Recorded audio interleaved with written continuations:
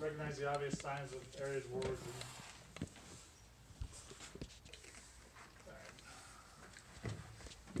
Obviously, several pieces of important information that we're gonna pick up any time that we deal with a fire, and the first thing I can always tell you that if it looks suspicious, treat it as so. Because you carry the key, you have the ability to change what's going on at the scene, so basically through this entire thing, it's gonna be important that if you see something out of place, something that doesn't look right, you know, make note of it, keep a memory, visual of it in mind, and that way it's there when you get back. So, we're gonna look for precise points of origin, ignitions, we're looking for those key things that we could determine if that's where the point of origin was, you know, obviously it's usually gonna be around the greatest amount of damage and debris. Could be potentially lethal concentrations of gas present if we're dealing in situations of close confinement or areas like that. So like I've said for quite a while, we're gonna be in full PPE, including SCBA's. And if you have the ability to monitor air quality, make sure you do so with a gas monitor, if it's available. So debris in the scene contains the fire cause, has to remain in place. So you can see the obvious point here on the bottom, right through the middle where it says area of origin, because you can see that triangular pattern, how that burn pattern goes up. Stuff like that gets used in court. They use that for arson and criminal charges if it sees fit. That's the stuff that if you see it, you know, make mental note of it, especially when you're doing overhaul to make sure that we're not damaging that area. Because that's where your fire investigator, your fire marshals are going to start to conduct their investigation as to whether or not it truly is possibly a matter of arson. They'll do their chemical analysis, put their evidence together to get it shipped off. So, chain of evidence or chain of custody, basically, for the point of if you find it, you know, make sure if you hand it to somebody that you're handing it to somebody of authority. If you have to handle it, if not, then don't. Obviously, it's required in any legal case that's gonna be presented. They wanna know how it got to where it got to, so, and like I said, if you see something, smell something, or hear something, remember where you saw it at the scene. That way you have some possibility of going back to that and preserving that evidence. Minimize fire suppression and overall activities that could destroy important evidence regarding the origin and cause of the fire. So factors that are gonna influence the location of the area, you know, may be apparent, if not, you know, follow from the least damage to the most. You know, if you're able to knock it down and it's in a single room, start in that single room, work your way into from the least amount of damage from the doorway possibly all the way to a corner, or, you know, look at your carpet, look at your walls, look at your ceilings, your outlets, you know. Identify any witnesses that you may have seen in the area, make sure we secure the scene, and we're gonna use that with the yellow tape that we have available to us, just to put around the area. And note the initial scene, when you show up, note what's going on, note what you see, the people there, you know, smells that may be going on, stuff like that. Incident commander, your fire criminal investigator, that's their point, they're gonna determine that point that fire started and that fire caused. We, as an actual firefighter, we don't have to do that. For the most part, it's gonna be your fire chief that does that ultimately. Most fire chiefs will actually just put it as an undetermined cause, and just leave it up to your insurance companies to determine. Your fire marshals will come through, they will not come out at the scene unless it is a death. Otherwise, you can call them, and they will come out the next business day. Mainly that's due to overtime. State doesn't wanna spend the overtime to send them out in the middle of the night for just a random fire, so unless it's a death fire, they will not come out. Wildland ground cover fires, you know, we're gonna require experienced investigators to find that point of origin. Just because of the way that fire will spread, yeah, it'll have its its point of origin, but it'll back burn a little bit too, so it can't be right at the point that we may think it is. Search an area of origin. Structure of the fire begins outside. You know, you can see the areas, you can see your windows. You've got your smoke and your heat indicators through the windows there by the garage on the first floor. You see them a little bit on that second floor, especially under the eave, and through the garage.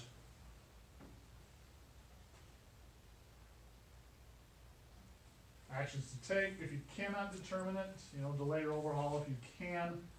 Obviously, we do not wanna have rekindles, we do not wanna have to go back, cause that's gonna mess up a scene totally. So protect the scene. If you have the ability to put plywood up on the windows and stuff like that to keep people out, do so.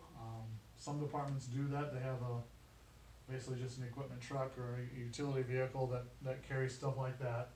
It'll have plywood on it, or it'll have tarps, plastic wraps, or stuff like that to take care of it.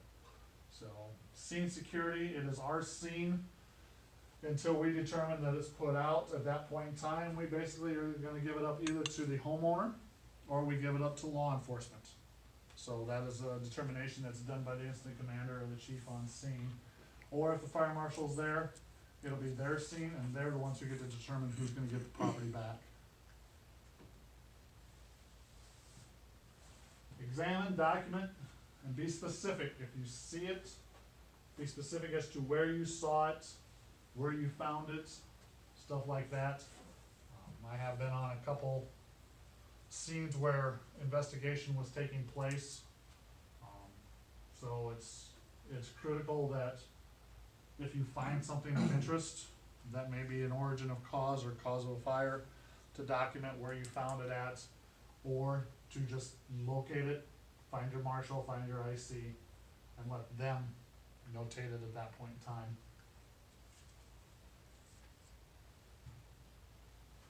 Least damage to the greatest damage, said that once already, and you can see this in that area. Remember, your carpet's probably gonna have less damage than the ceiling will, just because of heat and smoke rise. So you can see the smoke layering there that we've talked about many times before.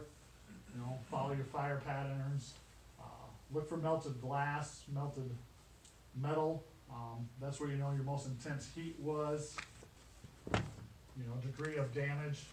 So even in this picture right here, obviously you can see your smoke indicators, but even the TV itself, you can see where the most intense heat was just based off the TV, because if you look in the lower left-hand corner of it, you can see the melt pattern, how it's intense up in this part and widens out, especially to the top, you can see it. But you notice in the carpet that there's not much damage other than soot and debris that's falling off the ceiling, so. Indicators in the carpet if they've used any type of accelerant. So you can see in the circular pattern, or not necessarily even lines there where accelerants were used. And you always face towards the area of point of origin, so you can look at the charring in this window and this doorway, how we got an extreme amount of charring, especially up here, and it kind of lightens, so we know our most intense heat was through in this area, right there. And actually, if you look up, you can see some damage and excessive charring up in that corner here, so. Multiple areas of origin, it's gonna if you have multiple areas of origin, it's usually gonna indicate probably intentionally set. Unintentional may give some of the same appearance, but likelihood is that if you have multiple areas, you're looking at more of an intentional side of it. Fire spread's gonna be affected by a multitude of different things. You know, materials in the fire path. You know, if you've got a couch on one side of the corner and you've got a nice hardwood dinette or something on the other side, it's gonna screen through that furniture before it's gonna go through a nice hardwood. So building features based on windows, ventilation openings, that sort, fire load like I just said. And then our fire suppression tactics, you know, if we did initially started with a defensive attack through a window, that's gonna have some effect to it. And if it's got a suppression system in it, obviously that's gonna affect it too, cause it's gonna keep the heat level down and may put a little excess of water in areas as well, so. General patterns, be aware of general patterns and then call your investigator if there is any question whatsoever. And our fire marshal, we're actually fairly lucky again, our fire marshal for the area, at least in Dickinson County, is actually based out of Spirit Lake now. So, it was actually based out of Milford. And he still lives down there.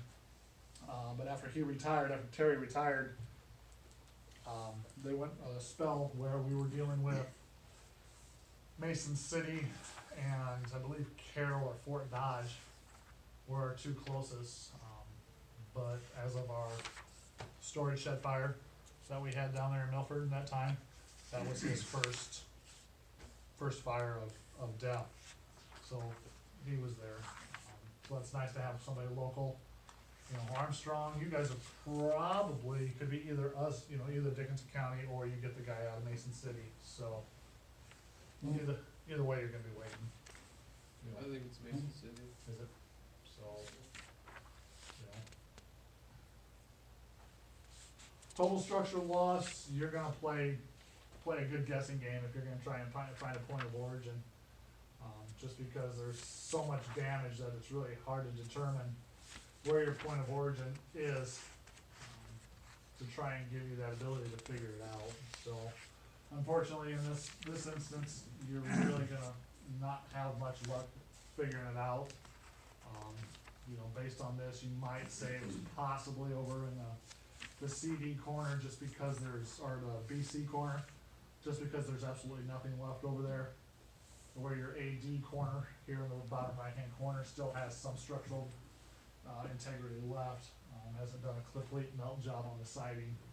You still got some structural membranes, especially through that D side.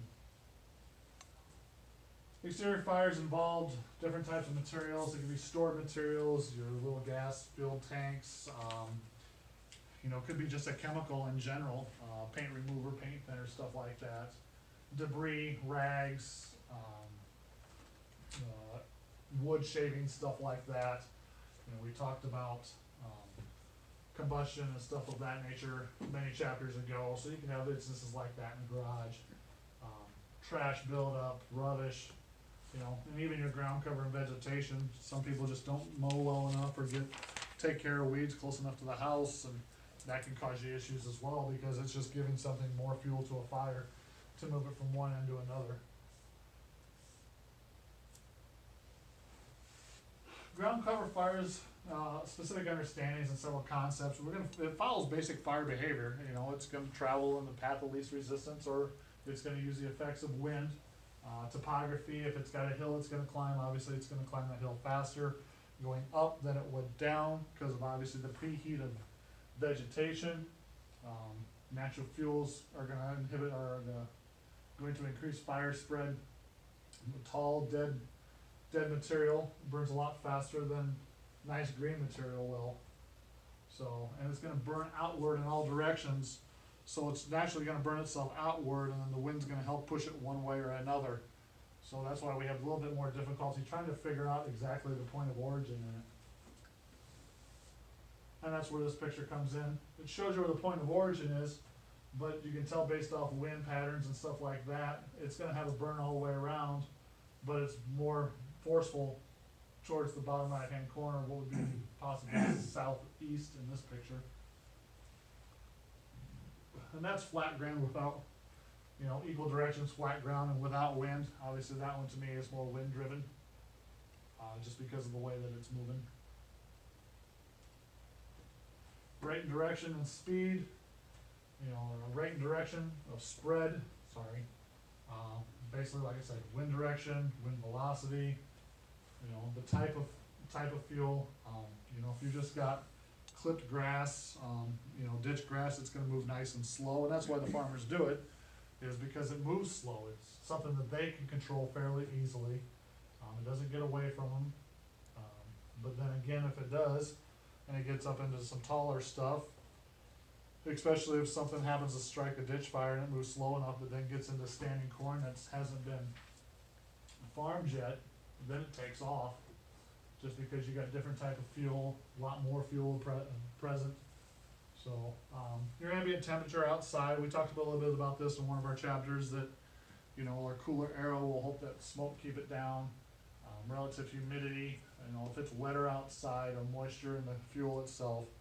So there's that idea of, well, it just rained, so I can go burn my ditch off, comes into play, because they think, well, it just rained, well, that's fine. The ground might be wet, but the ground cover, the stuff that they're gonna burn off, doesn't have any moisture in it, it's still dry, and then it takes off on them, they don't know why, and then they're in the old shit panic mode, and now they're playing catch up, trying to play catch up. And at that point in time, they just lose control of it, and by the time they call us, it's had a hell of a start. So you're playing catch up, and, you know, some regards and all that, your best bet is just to get ahead of it and backburn it.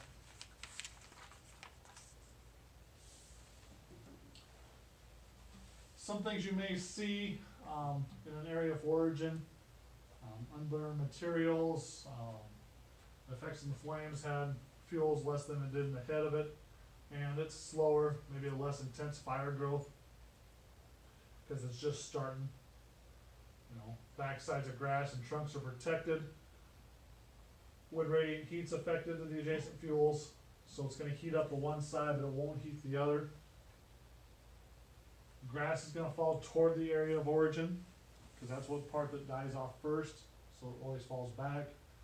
And white ash's product are a more complete combustion, so if you start seeing that, and you'll see that in field fires, as you're walking through it, if you're kicking through field fires, you can see the white ash is the stuff that's been burned completely compared to the black stuff.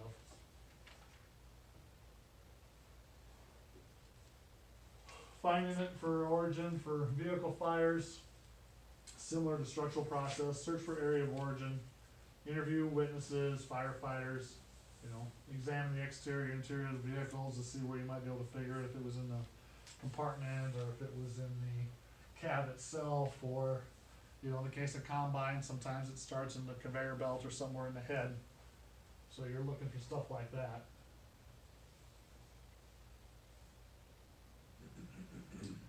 Other things to worry about in vehicle fires, be aware of undeployed airbags.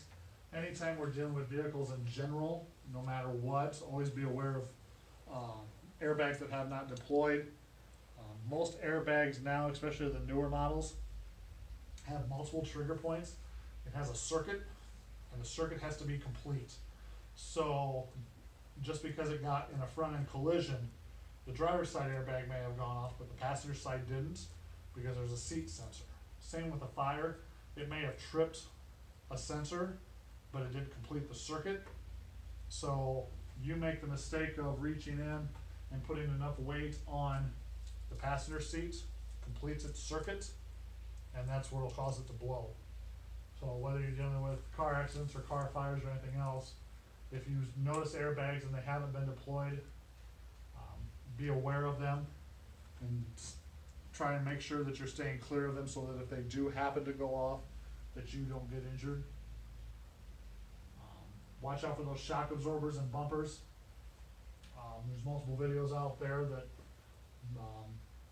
the shock bumper, the bumper absorber, basically there are two shocks, and the fire gets enough heat into them, expands the gas in the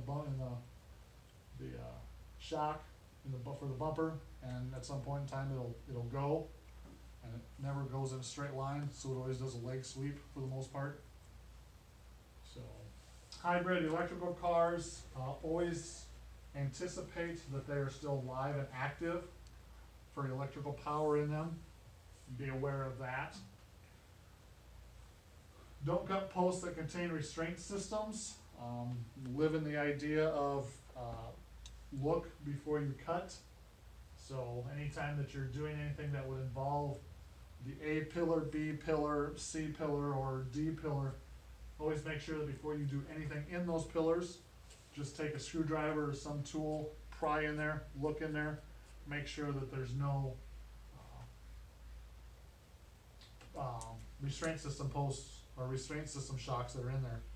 So basically what they do is those side airbag curtains that exist in cars, that shock that gas chamber that's fills those is actually in the A pillar, which everybody knows what the A pillar is, right? Yeah, that's where that one's located. So if you don't look first, if you cut it right in the middle, you're gonna take that out, and then you're gonna have, a catastrophic explosion off of it, and it's gonna send it in pieces one way and the other. So, that's where the other idea is, always cut low. The lower you cut, the more safer you can be, but we're always gonna look anyway. High capacity multi-fuel cells may exist. You'll see those on tractors, Kenworth International, stuff like that. They're pretty noticeable, but be aware of them, especially in those tractor fires and stuff like that. Be aware if you're ever dealing with a tractor trailer fire. If you have the ability and have the knowledge of it, if you can tell that it's a refrigerated unit, be aware that there's about a 50-gallon tank that sits in the belly of those things too. So, and the fuel line runs right underneath the belly of the trailer, right along the side of it. Actually, run towards the middle, because most of them cross over. So the fuel tank will be on the driver's side, but the fuel line will actually come up the passenger side into the unit. So at some point in time, it actually crosses over. So, hydraulic systems, remember you're dealing with a flammable liquid there, in a pressurized system. So anytime you're dealing with fires and stuff like that, in that scenario, you're gonna be dealing with something that could cause a catastrophic explosion when it heats up too much as well. And check your trunk areas for any flammables or combustibles. They may have just stopped at the gas station to give themselves a gallon or two of gas for the lawnmower, snow blower, and they're on their way home when something happens. So, and we've discussed it before, propane fueled cars, where does the propane tank sit in those things? Trunk. In the trunk. Don't attempt to access or examine a vehicle unless you know how to do so safely. And always remember to try before you pry. Check to see if the vehicle's unlocked first before you start breaking windows or anything else. It's kind of embarrassing. Only because I've been there. Relationship between fire cause classifications and determinations. Look for competent ignition source and the ignition sequence when we're trying to determine it. Determination can document causes of fire. We're also dealing with indications of trends in unsafe fire behavior, defective equipment, design flaws, or malicious or illegal behavior. So, does everybody know what NIFRS is? NIFRS is our reporting site. So, anytime you have a fire, and actually what the state wants is anytime a truck leaves the station, there is supposed to be a report of why it left the station. Whether it left for an actual fire, and what it did at that point in time of that fire, if it left for a car accident, if it left for anything of nature that could be involved with that truck being used. Theoretically, even if it left to go in a parade, there's actually supposed to be a report of it leaving. So, chiefs love that reporting site, because, it takes a lot of time, especially if it's a major fire, because they have to come up with the reason that it left, what it did, what its job was, all sorts of stuff like that. So causes of fires and structures. Incendiary basically is something that's deliberately set under circumstances in which the responsible party knows that the fire should not be ignited. Basically, if there's sufficient evidence to prove it, then they have enough to give criminal charges for arson. Obviously, your open flame, your embers, or your torches, something like that. Other heat, flame, or sparks, smoky materials. So I've been on, let's see, my first fire death with smoking materials. And my second one was open flame. Actually, probably incendiary. Lightning, it's a natural cause. Heating equipment, that's your space heaters, things like that. Cooking equipment, I've actually been on a fire that was caused by a toaster.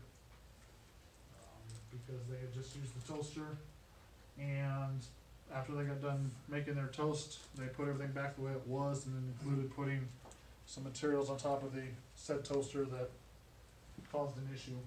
So, electrical lighting equipment that's a malfunction, whether in a socket or, extension cords, not using the high rated extension cord for heating purposes. HVAC equipment, you'll see this when they shell a belt or something like that. Other equipment could be anywhere from, hood vent systems in, restaurants. Oh, children playing with matches, lighters, or other ignition sources, cause they think fire's cool. So they start playing with a lighter, and then they light a match, and they think that's cool, and then they light something else, and they think that's cool. And realistically, I can take children out of that and tell you that adults do the same thing. Back in Sioux City, I was teenager, I think. There's a gym down there called Four Seasons that had to rebuild because the night janitor, invited his girly friend and wanted to show off, so he lit a garbage can on fire and was gonna put it out with a fire extinguisher. Except he didn't do a good job and burned the entire place down. So I don't know exactly what happened to him for punishment, but I'm pretty sure that he probably got nailed with something. We got 4 types, fire cause classifications. We got our accidental. This one's your electrical, power wise, your natural, like lightning, your incendiary. That's where it was basically intentionally set, whether it was some type of accelerant or whatnot. And then you're undetermined, when they can't really figure out where it started or what started it. That's probably your most common, is your undetermined. Just because you can't really put a true idea of what it was, so rather than make assumptions, undetermined works pretty well. I know Terry, when he was our fire marshal, undetermined was his normal, unless he was absolutely positive he knew what the cause was. Obvious signs and causes you should look for: placement of your oven, your receptacles, your electrical appliance, open flames, stuff like that when you're dealing in kitchens.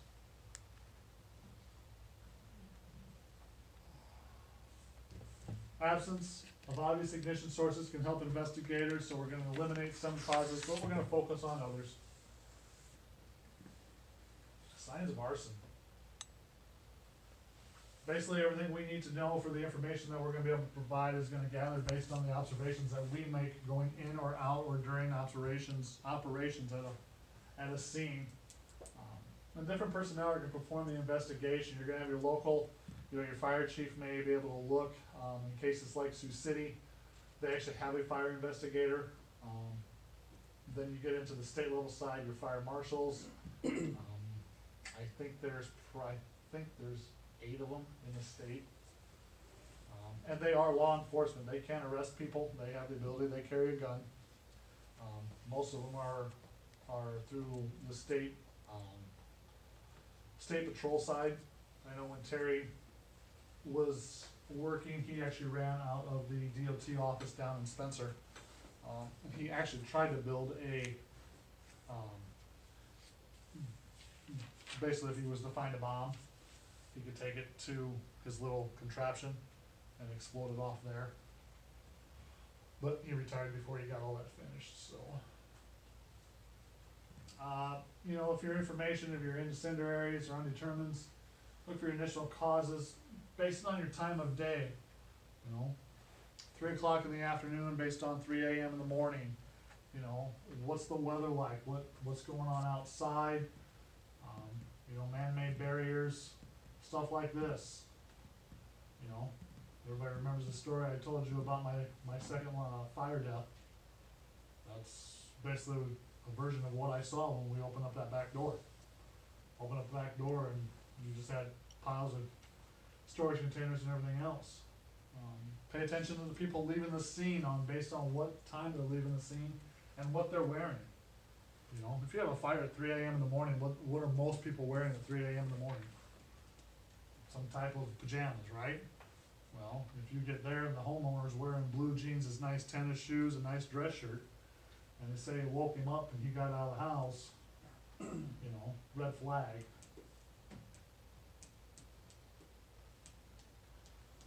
Additional information that we gather for the investigators is the time of arrival and extent of fire of what's going on. Wind direction and velocity, we'll be able to get that from the comm center, so that's not something we necessarily have to keep in mind ourselves. You know, are the doors locked, were the windows locked, are they unlocked? So homeowner says they were home, but you get in and you gotta take the front door out because it was locked, you know? Are they just trying to impede your progress, or, you know, was it one of those that they keep locked at night and they're able to get out without it unlocking? And pay attention to the location of the fire itself. You know, is it based in an area that's far enough away from bedrooms and everything else? Did it start outside, did it start inside?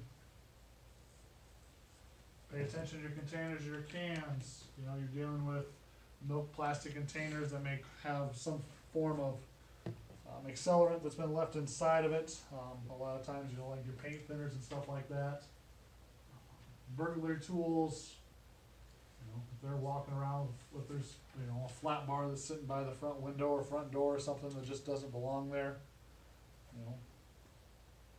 And you guys are in small enough towns, you pretty much know everybody, so if you get to the house and all the looky-loos are out, but you notice somebody that just doesn't quite fit the profile of somebody in your town, you know, that may be something you wanna pay attention to. Unusual odors, even if the accelerant burns itself off, you're still gonna have a smell of something if it doesn't smell right.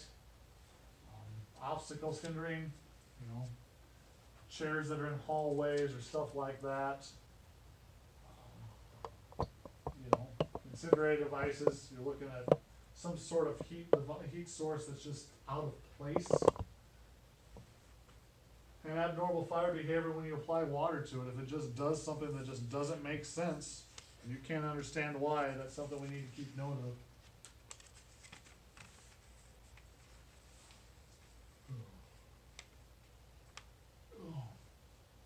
Fire patterns, like I said before, you're gonna have an unburned, you know, an odd burn pattern. And then you see, as the picture shows you, you've got an odd burn pattern, and then you've got, which looks like trail marks. That's not something that a normal fire will do, and you'll be able to notice that, that'll be pretty apparent. That's kind of what happened to the bowling alley in Sheldon. They noticed some odd burn patterns. Had a little bit more intensity in certain areas than it did others, and it didn't make much sense until they started digging into it. Structural alterations to the house, you know, you got framings that just doesn't seem right, or stuff that seems to have been cut that is burned, but it seems to have cut patterns into it. Conditions should be observed to provide information to investigators, so we always wanna make sure that we document. Document if we have fire protection, fire detection systems in place. I will tell you, there's a lot of times that you can go into a burning house and you will still hear the smoke alarms going off. Even if they've started to melt, as long as it's still audible, it'll still be going off. Be aware of your intrusion alarms, and once again, your location of fire. look at personal possessions when you're dealing with stuff like this. Does their closet look like it's been cleaned out? Are you seeing pictures that normally would be there? You know, if you knock it down soon enough and it's in a bedroom and you get to the living room and you notice a whole bunch of clean areas, clean square areas on the wall, like there used to be pictures hanging there, and now all of a sudden they're not, that's something to make note of.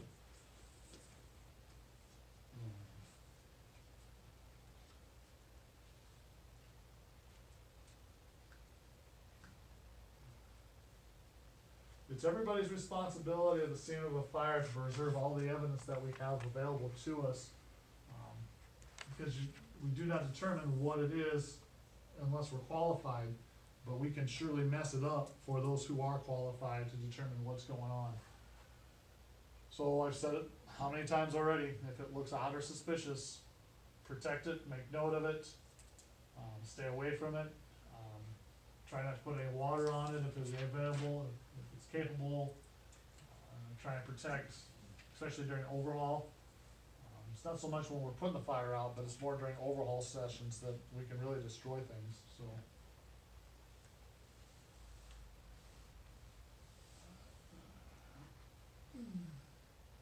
Scene security, first things first, restrict the scene access, don't let anybody in that doesn't need to be in. Protect any potential evidence we find, minimize suppression and overhaul activities. Just keeps going over and over all the same stuff. So, first arriving investigators may adjust or implement new measures, so be aware that when they show up, they're kind of turned into the boss. They make all the decisions. And they may request monitoring of the entrances and exits, and document anybody who comes in and out, so that they know who they need to talk to. Anytime you deal with an explosion, you're gonna have evidence that's gonna spread out, so you're gonna have a larger search area, search perimeter. So, depending on the size of the explosive, and you'll learn this in hazmat, certain things, certain size equipment, pipe bombs, you'll have a certain search area compared to if you've got a truck, you know, it's got different search areas, so you basically spread that out, and then 1.5 times that is added for your search perimeter. Structural wise, basically go to a point that is safe around it, so that we don't want anybody else to get into what could be evidence provided for us. And then put your security tape around it. Doesn't keep the bad guys out, but it'll keep the good ones out, so. Perimeters, initially we searched larger than we needed, anything that's visible or recognizable. And use law enforcement or firefighters to control that area, to make sure that we don't have people coming in and out, that we may not want in there. That's where your entry logs come into place, permit access to only those who we authorize. Have a staging area for personnel, so they go when their tasks are complete. Anybody else that doesn't belong there, or you don't want in there without escorts, always have them available. And mark and document any evidence that you may have and prevent it from being disturbed.